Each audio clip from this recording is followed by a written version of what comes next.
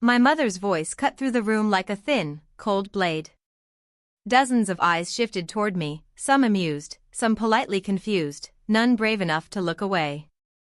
The birthday candles on the cake were still flickering, casting soft light that felt strangely cruel in the silence that followed. I stood beside the table, holding the gift I had spent weeks saving for. My hands didn't shake, but I felt the tremor inside my chest, a quiet vibration, the kind you feel right before something breaks. My father chuckled first. Then the guests followed, too eager to align themselves with whatever made the room feel safest. Laughter travels quickly when dignity is the price of admission. I kept my gaze steady on the tablecloth, tracing the pattern with my eyes. It felt easier to look at the threads than at the people unraveling me.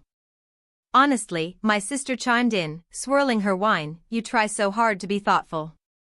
It's almost sad. A murmur of sympathetic laughter drifted through the crowd. Almost sad. As if sadness was something I had performed for them rather than something they had nurtured. I lifted my chin, offering a small smile, the kind that doesn't reach the eyes, but keeps the peace.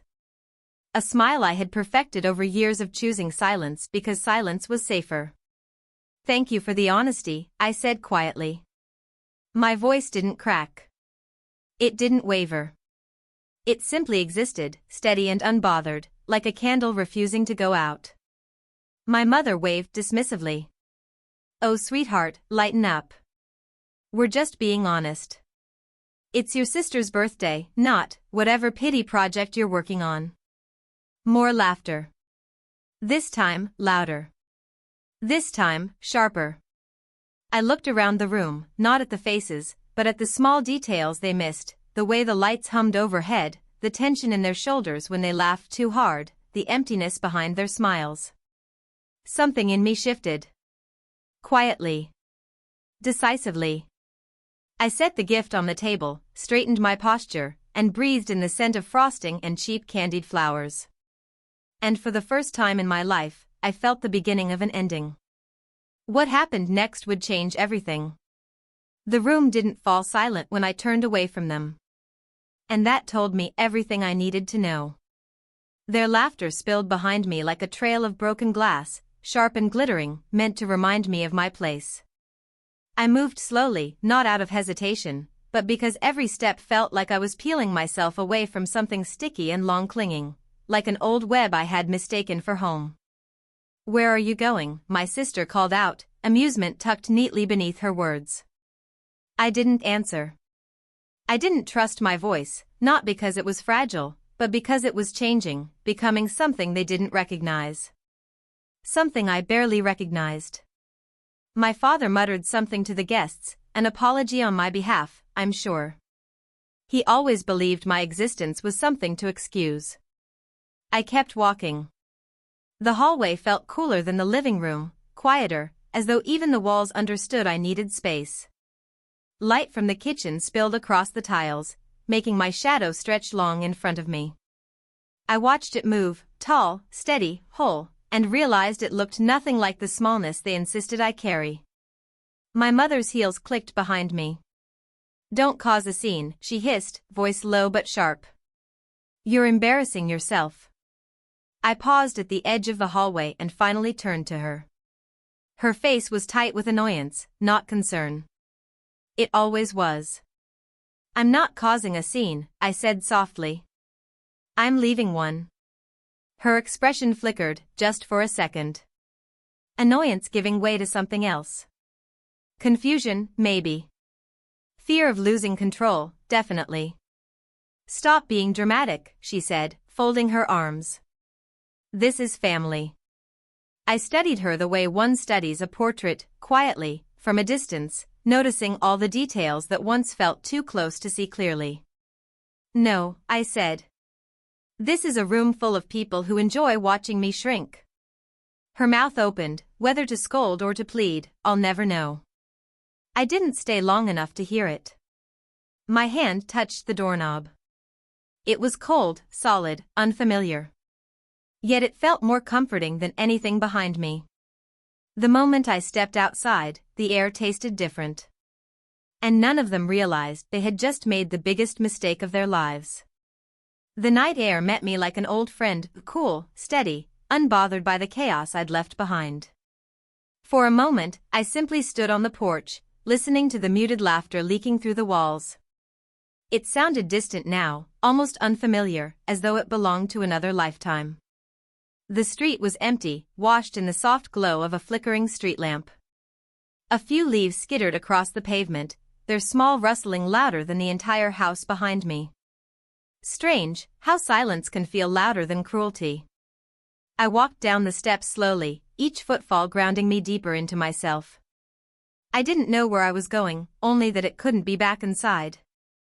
My phone buzzed once in my pocket. I didn't need to check it. I already knew it was one of them. Probably a message drenched in performative concern. Or worse, dismissive irritation. I let it ring into nothing. Halfway down the sidewalk, I stopped beneath the street lamp. The light hummed faintly, casting a circle around me like a quiet stage. For the first time all evening, I let the weight of the moment settle into my bones. It wasn't the gift. It wasn't the laughter. It wasn't even the humiliation they'd poured over me like cheap wine. It was the realization that they didn't see me at all. Not the woman I was becoming. Not the strength I held in the quiet spaces. Not the patience that had finally reached its limit. A car passed slowly, its headlights brushing over me before disappearing into the distance. I watched it go, feeling strangely anchored to the stillness it left behind. My breath came out steady, almost serene. This wasn't a breakdown. This was clarity. I leaned against the cold metal of the street lamp pole, closing my eyes for just a moment. Images from the party flashed through my mind, faces twisted in amusement, the dismissive wave of my mother's hand, the shallow sympathy of guests who didn't know me and never cared to. The truth was simple.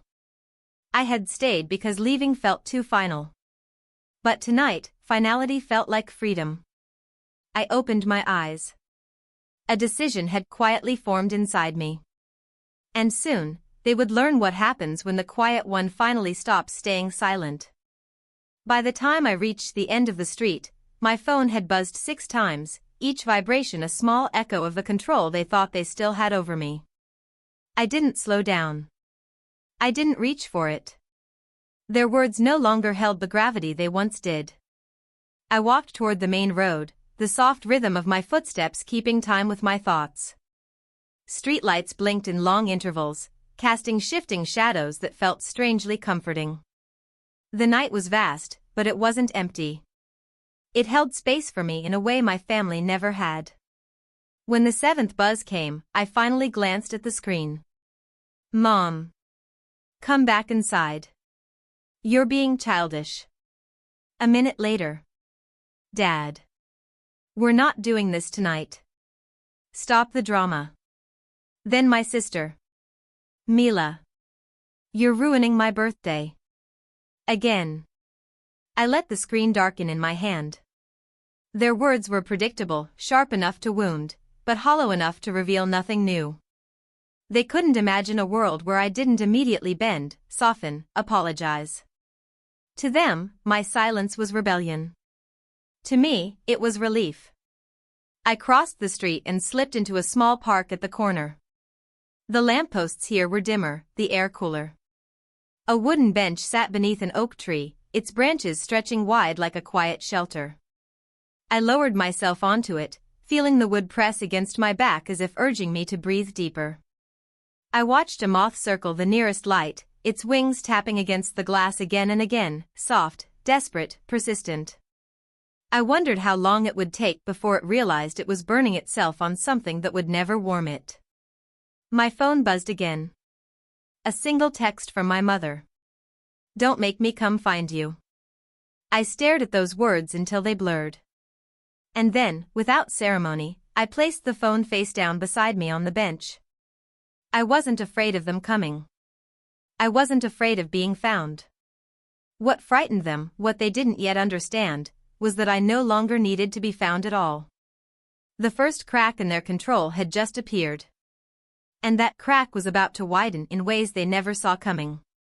I sat there in the park, listening to the hum of distant traffic and the soft rustle of leaves overhead. The bench felt firm beneath me, grounding, as if it had been waiting for someone who finally understood what it meant to be tired in a way that sleep couldn't fix.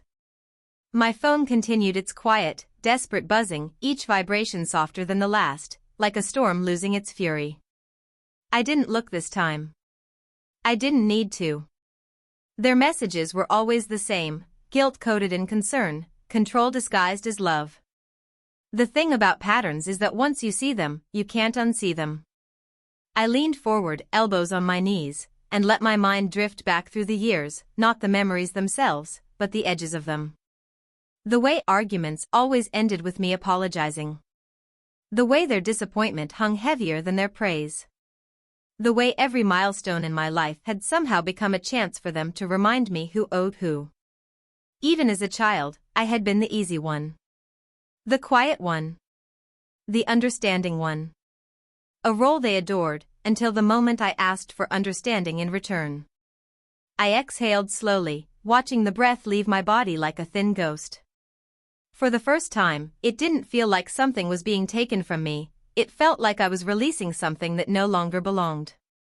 A pair of teenagers walked past the bench, laughing freely, sharing a bag of chips as though the world belonged to them. I envied their unburdened steps for only a moment before realizing something important. They weren't free because their lives were perfect. They were free because they weren't carrying anyone else's expectations on their backs. I straightened up, feeling an unfamiliar steadiness settle inside my chest. Not anger. Not sadness. Just clarity.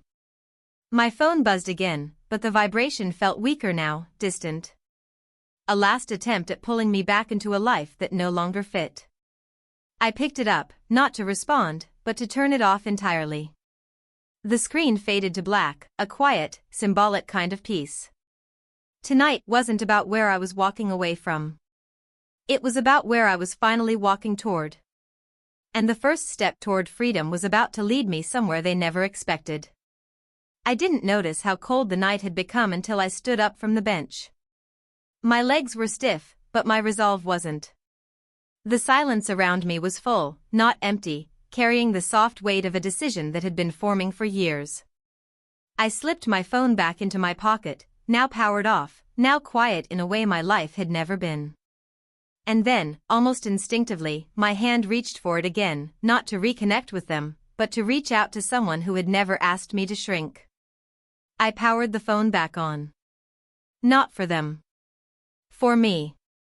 A single contact sat at the top of my messages, unread from earlier that day, Lena. A coworker. A friend, if I had ever allowed myself to name her that. Someone who saw me, really saw me, on days when I could barely see myself.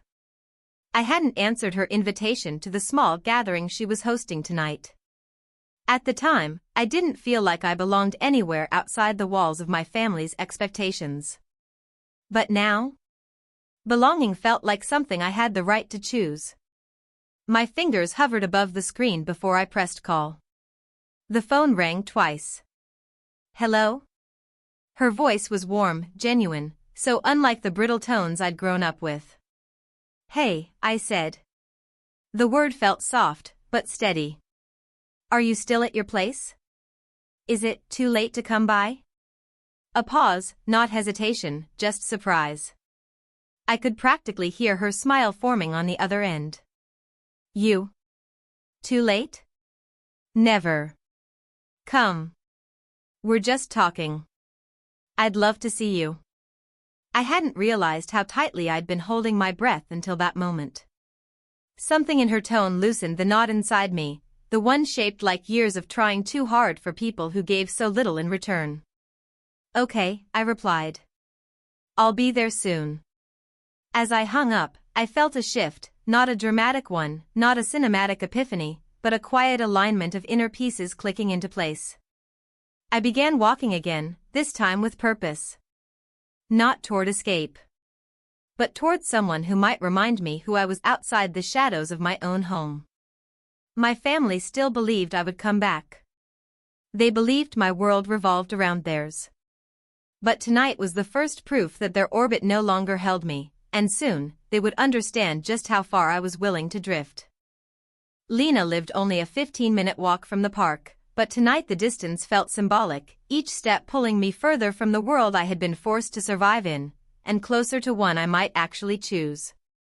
By the time I reached her building, the hallway lights had dimmed into a soft amber glow, humming quietly like a secret the night was willing to keep. I lifted my hand to knock, then paused, steadying myself. I wasn't used to showing up anywhere uninvited. I wasn't used to being wanted. But then the door swung open before I even touched it.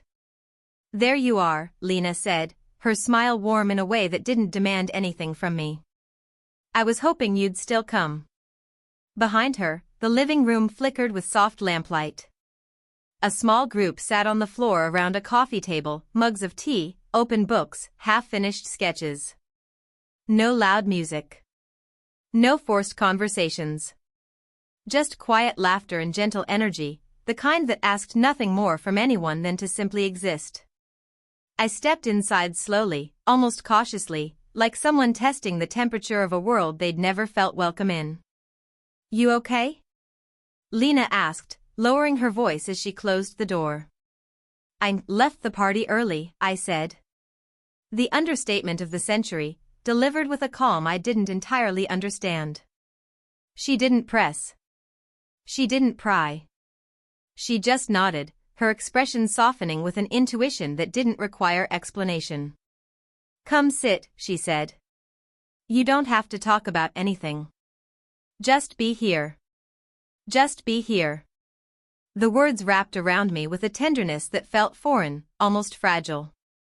I lowered myself onto the rug beside her, warmth radiating from the nearby lamp.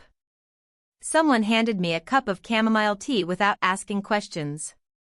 For a moment, I simply held it, letting the heat seep into my palms.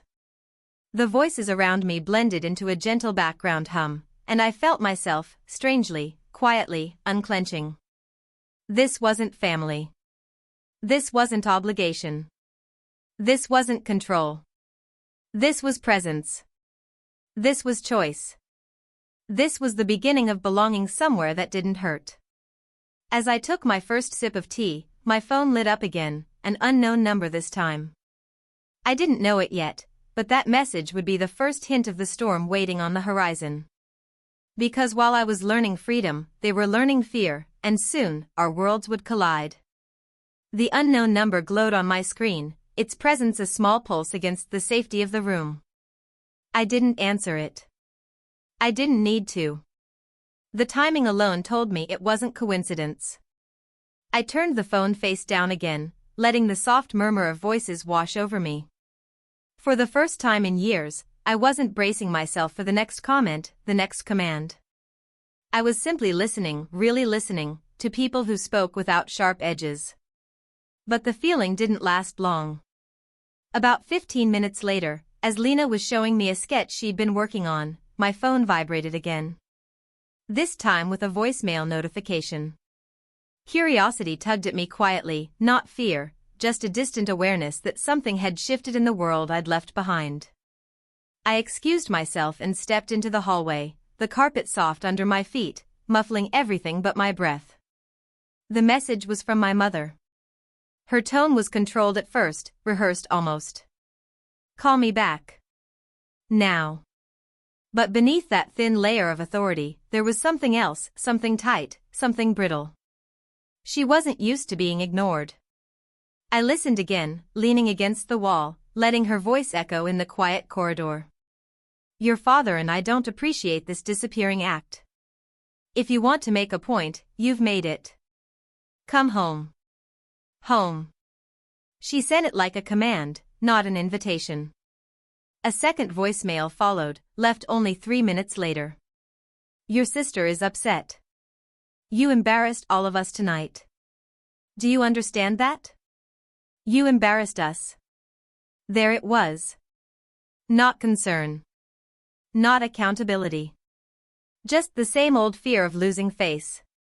I slipped my phone back into my pocket, not bothering to delete the messages. They weren't heavy anymore. They were just noise. Background static from a station I no longer had to tune into. When I re-entered the living room, Lena glanced at me, brow raised gently in question, not pressure, not expectation. I offered a small smile, and she nodded, letting the moment stay mine. As I sat back down on the rug, I realized something important. My absence had unsettled them more than my presence ever had. And if they were rattled now, they had no idea what was coming.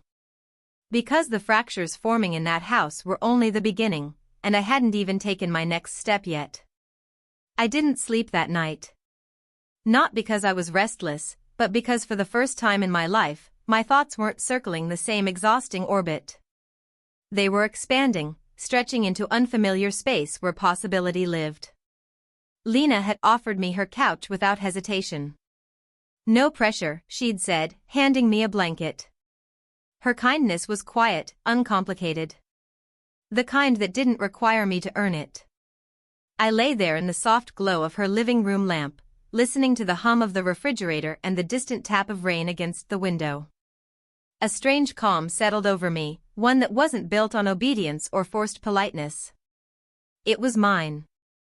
By morning, my phone held 12 missed calls. 4 from my mother. 3 from my father. 5 from Mila. No apologies. No concern. Just urgency. Control slipping through their fingers like water. I scrolled through the newest messages, short, clipped demands wrapped in the thin fabric of feigned authority. Mom, we need to talk about last night. You can't just leave. Dad, enough. Come home. Mila, what is wrong with you? Everyone asked where you went. Not a single one asked if I was all right. I let the screen go black again. When I sat up, Lena was already in the kitchen, pouring hot water into 2 mugs. She glanced over her shoulder, offering a soft smile. Morning. How are you feeling? I hesitated out of habit, not uncertainty. Then I answered honestly. Different, I said. Like something broke, and I'm not sure I want to fix it. She nodded, sliding 1 mug toward me. Not everything that breaks needs repairing. Some things just need replacing. Her words settled deep, threading through the fractured pieces of the night before. I wrapped my hands around the warm mug, absorbing its heat. For a moment, I pictured my family around their breakfast table, my mother pacing, my father grumbling, my sister scrolling through her phone with theatrical frustration. They would be analyzing my absence like it was an inconvenience, not a shift in the axis of my entire life. They thought this was a temporary rebellion. A moment of weakness. A tantrum. But this wasn't a moment. It was a departure. And soon, they would understand the difference. Because the one thing they never prepared for was the day I'd choose myself, and the consequences of that choice were about to unravel everything they relied on. By midday, the sky had turned a muted gray, the kind that makes the world feel suspended, waiting. I sat by Lena's window, watching cars pass below, each one carrying people living their own small battles, their own quiet freedoms. It struck me how ordinary leaving could look from the outside. How revolutionary it felt from within. My phone buzzed again. This time, it wasn't a call. It was a message from Mila. I opened it only because the preview line felt wrong. Mila. Since you're ignoring us, Mom said we're packing up your room. Donating what we can. You can collect the rest whenever you decide to grow up. I read it twice. Not because it shocked me, but because it didn't. They'd always believed that consequences were theirs to administer, that punishment was a form of love, that control was the same as care. They never imagined a reality where their leverage meant nothing. Not anymore. I showed the message to Lena without speaking. She looked at the screen, then at me, her expression softening, not with pity, but with understanding. You don't deserve that, she said gently. I let out a slow breath. No. But I expected it. She hesitated before asking, Do you want to go back and deal with it? I shook my head. I could feel something shifting inside me again, something deeper than anger, quieter than grief. A boundary hardening, a doorway closing. They think my things are what keep me tied to them, I said. But they were never the reason I stayed. My voice surprised me. Calm. Measured. Final. I set the phone down on the table and let the silence fill the space between us. It wasn't heavy. It was clarifying. For years, my family taught me to believe I owed them obedience because they'd given me a home. They never acknowledged the cost of living in it. And now, they were treating my absence as an inconvenience, not a declaration. But their message wasn't a threat. It was a severing, one they thought they controlled. They had no idea I'd already stepped away, long before I walked out the door. I picked up my mug again, warmth returning to my fingertips, grounding me. They're trying to scare me, I said quietly. But they don't realize it yet. I'm not the one who should be afraid. Because the moment they tried to erase me was the moment they set the stage for everything that would happen next, and none of them were ready for that truth. Days passed, quietly, steadily, without the gravitational pull of their voices behind every decision. I stayed at Lena's for a while, helping with dishes, joining her small circle for late-night conversations, slowly learning the strange, gentle rhythm of being treated like a person instead of a problem. And then, almost as if the universe waited for me to grow steady before revealing the next fracture, the calls started again. But this time, they weren't angry. They were desperate. The first voicemail came from my father, his tone clipped, frustrated, but trembling at the edges. Call your mother back. Things are complicated right now. Complicated. The word landed like a pebble dropped into still water, ripples stretching into every corner of the quiet morning. An hour later, another message. This one from my mother, her voice unusually tight, a cracking veneer where certainty used to live. We need you home. We need to talk. It's important. But she still didn't say why. I didn't respond. Not yet. Not because I wanted them to suffer, but because my silence wasn't about them anymore. It was about allowing myself the space to breathe, to choose. Something they'd never allowed me before. That evening, as the sun dipped behind the buildings, staining the sky a deep, bruised gold, my phone buzzed again. A text, short, sharp, but different. Mila. Mom and Dad are fighting. Badly. Really badly. I don't know what to do. I stared at the message, feeling a strange detachment settle over me. Not coldness. Not satisfaction. Just understanding. My absence hadn't caused this. It had only removed the glue they used to keep up the illusion. For years, I had been the buffer, absorbing tension, smoothing arguments, folding myself into the shape of whatever peace they demanded. Without me there, the cracks they'd ignored were widening faster than they could patch them. This wasn't revenge. Not yet. This was revelation. The truth stepping into the light now that I was no longer holding the shadows together. I placed the phone beside me, watching the last sliver of sun disappear. Lena sat across the room on the floor, sorting through paints, humming quietly to herself. The sight of her, steady, grounded, unbothered, tethered me to the present. I wasn't going back. Not to fix them. Not to carry them. Not to lose myself again. But I could feel it now. The moment approaching when I would have to face them, not as their daughter, but as the woman they never thought I would become. And by the time I walked through that door again, everything they believed they controlled would already be slipping from their grasp. I didn't go back immediately. I let a full night settle over the city, letting its quiet stretch into the parts of me that used to rush, apologize, obey. By morning, I felt something I hadn't felt in years, certainty, steady and unshakable, resting right beneath my ribs. Not anger. Not vengeance. Just a calm understanding of who I no longer was. When I finally texted my sister back, the message was simple. Me. I'll come by this afternoon. Not to stay. Just to talk. Her response came in seconds, too quick, too relieved. Mila. Please. Hurry. But I didn't hurry. This wasn't a rescue. This was a reckoning, not loud, not harsh, but quiet and inevitable, like winter arriving whether anyone is ready for it or not. Lena offered to come with me, her presence warm, steady, protective in a way that didn't diminish me. But I shook my head. I think I need to do this alone. She didn't argue. She simply squeezed my hand, a gesture that held more strength than any speech. When I finally stood in front of the house I'd grown up in, something inside me shifted.